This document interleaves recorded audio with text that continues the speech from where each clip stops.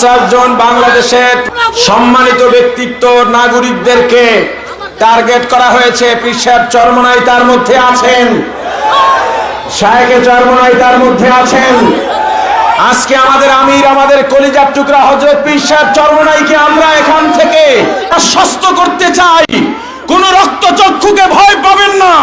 যতই এলার জারি করা হোক, আমরা আপনার ডাইনে আছি, আমরা আপনার বামে আছি, আমরা আপনার সামনে আছি, আমরা আপনার পিছনে আছি।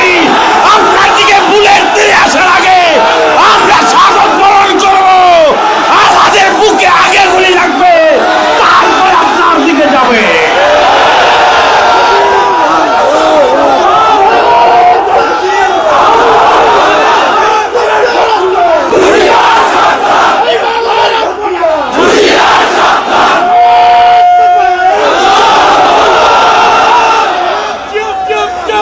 আলহামদুলিল্লাহ, বসেন।